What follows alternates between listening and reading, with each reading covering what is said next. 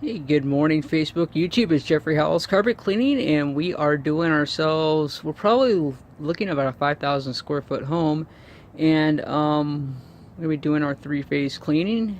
But before I get on going on there, we're gonna be doing the title to this video is gonna be Best Residential Carpet Cleaning Happy Valley. Now, I'm doing a little bit of an experiment today. I know that Google loves the use of synonyms, so what I did is I got down some synonyms here that I want to use for best. I'm going to try putting it into this video to see how it helps with the ranking. And what we got here, we got Adept Carpet Cleaning Milwaukee, Competent Carpet Cleaning Milwaukee, Experienced Carpet Cleaning Milwaukee, Expert Carpet Cleaning Milwaukee, Practice Carpet Cleaning Milwaukee, Pro Carpet Cleaning Milwaukee, Professional Carpet Cleaning Milwaukee, Qualified Carpet Cleaning Milwaukee, Skillful Carpet Cleaning Milwaukee, and Trained Carpet Cleaning Milwaukee. And all of those should have been Happy Valley and not in Milwaukee. So I kind of blew that. But anyways, the whole point of that was just to kind of introduce the idea of synonyms. So what we did, all those synonyms: adept, competent, experienced, expert, practice, pro, professional, qualified, skilled, trained. Those are all synonyms of the word best. So we are putting them into our video because the title of the video is Best Residential Carpet Cleaning. So the use of all those synonyms just resonates with Google that yes, our content of our video is containing best in all manners of the word. So and then of course with the carpet cleaning, of course we're going to be carpet cleaning, and Google does recognize pictures and images and videos and those sort of things. So if you are doing carpet cleaning and you're talking about baseball the whole time, Google's going to have a real hard time ranking you for either Google or for baseball or carpet cleaning, because it has conflict information and it has no idea what is going on. So you're probably going to be ranking at last somewhere. So anyways, I'm going to go ahead and end this now. If you have any questions or concerns regarding SEO or wanting any help, I know that this here is something that I've always done, is that I actually use those Adept Carpet Cleaning Milwaukee, Competent Carpet Cleaning Milwaukee, Experienced Carpet Cleaning Milwaukee.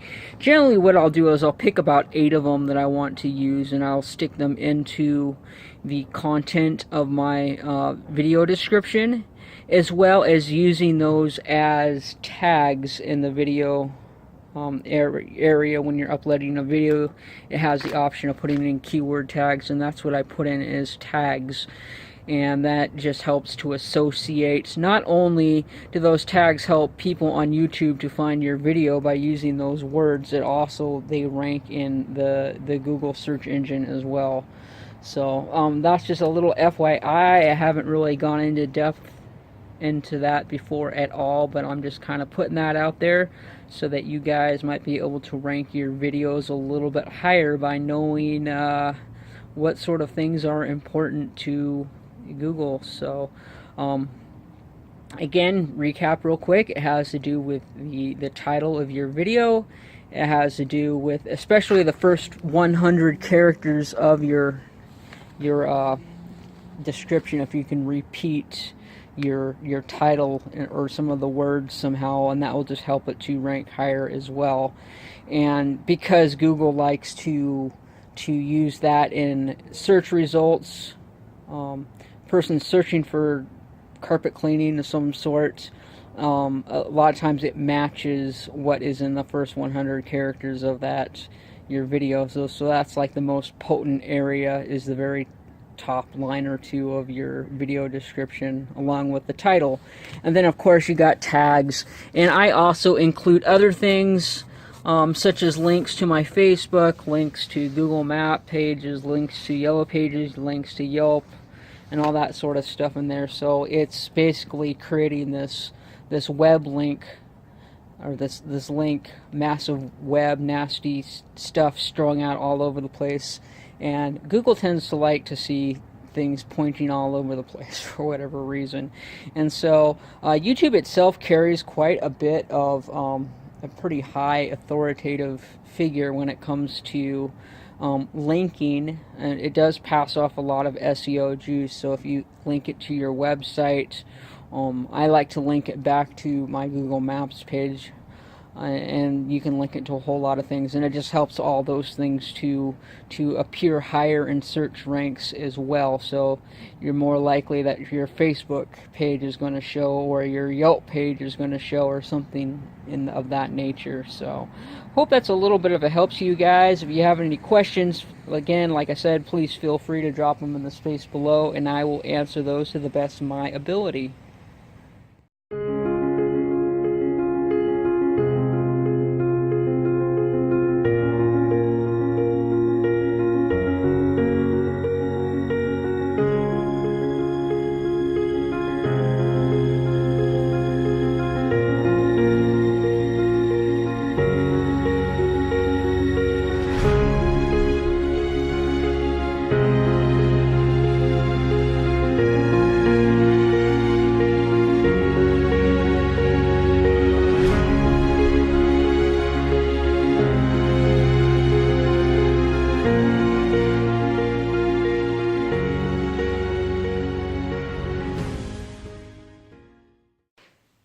Phase 1 completed with the pre-vacuum using our Kirby vacuum cleaner, and the bag is over 100% full. So it did a very good job of just getting all that dry debris up out of the carpeting before we go ahead and pre-spray it, agitate, and extract. So keep all that stuff from getting all muddy and nasty water in the carpeting. Okay, so we're moving on to phase 2, and phase 2 consists of a pre-spray solution that we're going to be using, which is our chemistry. That gets sprayed down onto the carpets using that 3M multi-sprayer pump there. And I believe it's about 60 psi, so it's not pushing it down real hard on the carpeting. But also what we have here is a 20-inch Brush Pro system, CRB, and this is going to be used to completely groom, very thoroughly groom that cleaning solution there to the left into all the carpet fibers. And it also, we have this reservoir container here that we attach on there, so if it's picking up any lint or hair or anything like that from the carpeting, it will go ahead and deposit it into that container as we're cleaning. However, with the very thorough vacuum that we did, and seeing that this is a very high density, tight knit nylon carpeting, I don't really expect there to be much debris that's actually going to come out of the carpeting, because as observing, I mean, part of the purpose for phase 1 with the pre-vacuum, not only are we pre-vacuuming and getting all that debris out of the carpeting, but we're also examining all of the carpeting as well as to what is the best method for going about cleaning the carpets. And in this case, it's very easy to notice that upstairs, very little debris, downstairs, quite a bit of debris. So any food or anything down below is probably going to, it's going to be down there. I didn't see any drips or dribbles or anything up here, but I did see quite a few downstairs. So that's an indicator that, people come in from outside, they take their shoes off, what have you. All the debris pretty much stays down below. And then upstairs, you're usually coming up with slippers on, or indoor shoes, or no shoes, or whatever. And there's very little debris upstairs, so the vacuum did very well, and so I really don't expect there to be any debris running the CRB, except that it will thoroughly get our cleaning solution all throughout the carpeting. Now, they did express to me that they wanted the hot water extraction, and I was trying to explain encapsulation. Explaining encapsulation to the customer really doesn't resonate with anyone. So being a professional, I think you just have to go about with your gut feeling as to what you think is best for the situation. There is no debris up here. People feel a lot more confident with a hot water extraction, I think, because they think that it is somehow cleaning the carpets better, and really the chemistry involved with encapsulation is so fine-tuned nowadays that it gets the carpets, In my opinion, I would think, from what I understand of how it works and from my experience, I think that in some cases encapsulation is actually more thorough than hot water extraction, especially in an area that doesn't have any debris. Just getting that CRB and that mechanical agitation going on and that scrubbing action of just stripping all the debris and breaking down all that residue is much more thorough than going over with hot water extraction.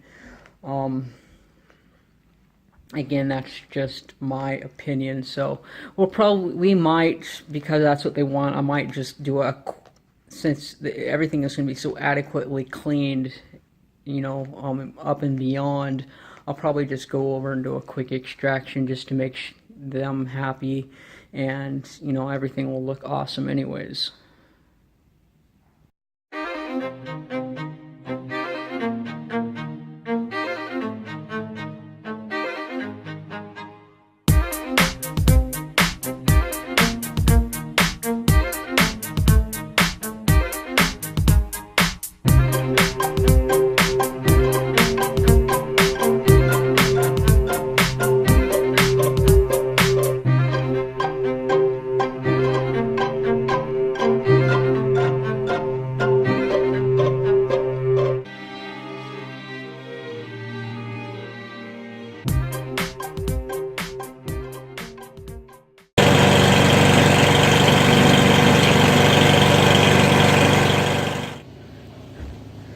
Okay, water is up to about 235 degrees plus, and we are ready to go ahead and get started here.